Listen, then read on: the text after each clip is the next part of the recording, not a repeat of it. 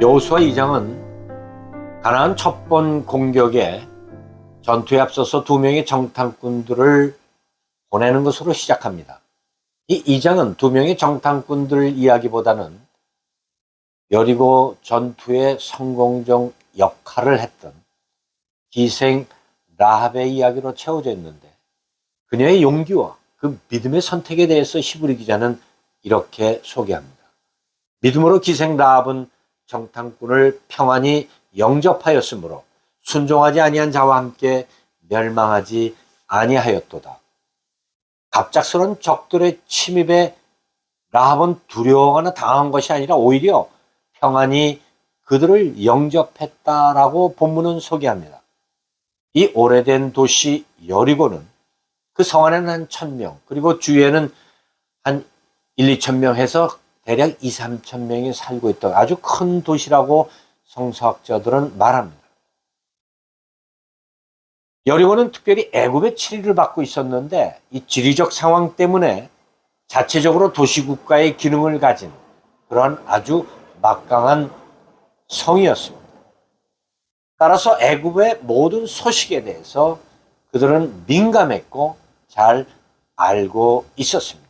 라합 역시 애굽에서 일어난 놀라운 하나님의 역사를 이미 듣고 알고 믿고 있었던 것입니다. 여리고 성의 정보를 쉽게 얻을 수 있는 곳으로 기생 라합의 집을 선택한 정탐꾼들의 자비은 얼마 후에 발각이 되어 여리고 왕에게 보고되었고, 왕은 군사들을 라합의 집에 보내게 되었습니다. 이때 라합은 먼저 정탐꾼들을 자신의 옥탑방 위에 숨긴 후에 그들이 왔던 것은 사실이지만 저녁 성문이 닫히기 전에 그들이 이미 밖으로 나갔습니다 라고 거짓으로 보고했습니다. 목숨을 담보로 한 이 라합의 거짓 보고는 마치 히브리 산파들이 어린 생명들을 죽이지 않고 바로에게 거짓말했던 것과 같은 믿음의 용기를 보게 합니다.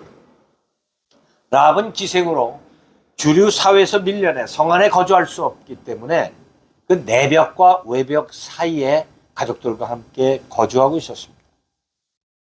이 목숨을 담보로 한 거짓 보고의 용기는 그저 왕이나 지배자층에 대한 불만 때문도 아니고 또 자신의 비즈니스 확대를 위한 그런 수단으로서도 아니었습니다. 그녀는 소경 바디메오처럼 하나님의 역사에 대한 소문을 듣고 믿음으로 그 약속을 붙잡고 있었던 여인입니다.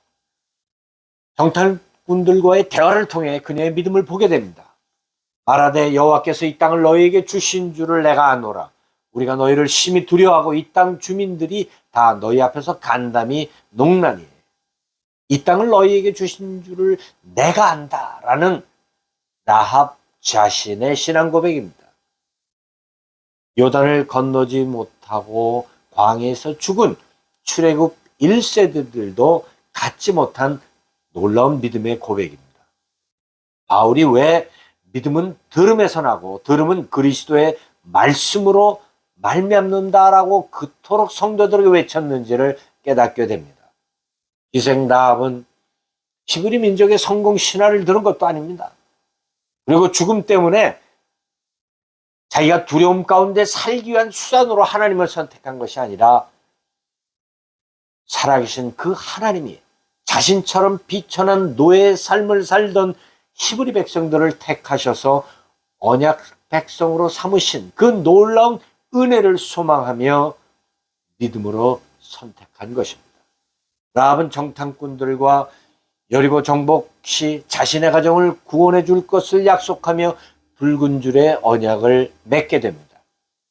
이들과의 대화를 보면 15절과 18절에 두 번의 그 줄에 대한 단어가 나옵니다.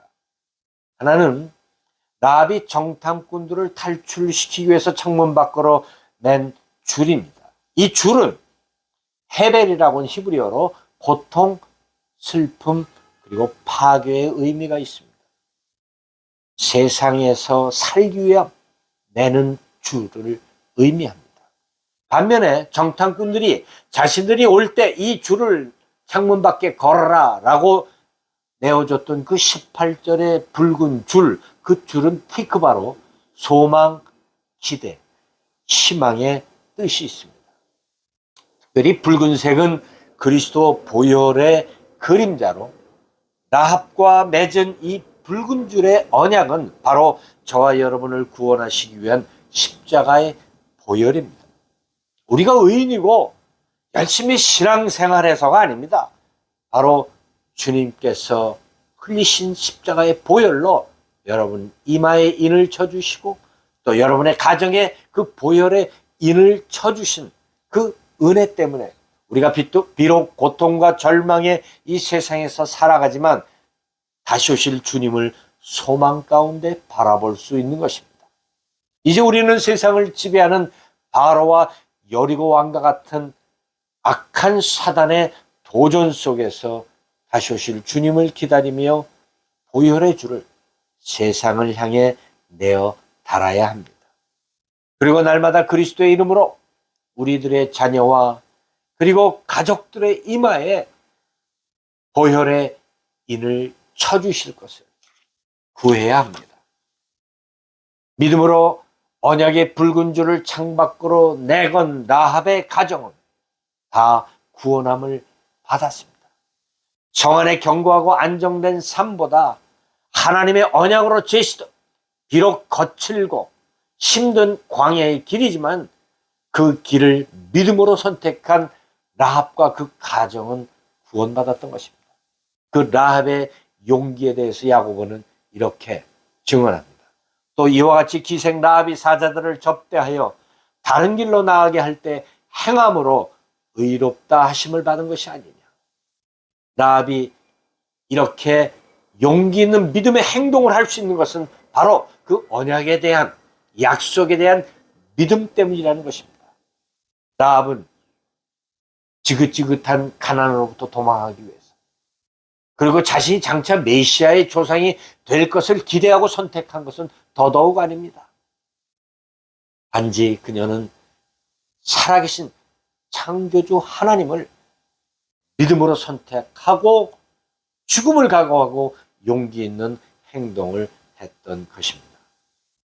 정탐꾼들과 맺은 붉은 줄의 언약대로 라합의 가정은 구원받았고 예상치 않은 하나님의 축복으로 그때 왔던 그 정탐꾼 중에 하나인 살몬과 혼인하여 믿음의 가정을 이루어 그 자손들을 통해서 다윗의 증조모가 되고 그리스도의 조상이 됩니다. 사랑하는 성도 여러분, 은그릇이 될 것인가? 은그릇이 될 것인가? 이 땅에서 좋은 것을 선택하기 위해서 씨름하지 말고 라합처럼 비록 깨어진 질그릇과 같은 삶일지라도 십자가의 보혈의 공로를 바라보며 다시 오실 그 주님을 소망하여 붉은 줄을 창밖에 내거나 복된 한 주간의 삶이 되시기를 예수님의 이름으로 축원합니다. 은혜로우신 아버지 하나님, 세상을 향해 성공하기 위해서 내밀었던 그런 줄이 아니라 주님 십자가의 언약의 줄을 내 가정과 이웃과 세상을 향해 내거는, 그래서 다시 오실 그 주님을 기다리는 믿음의 성도들 되게 하여 주옵소서. 예수님의 이름으로 기도하옵니다.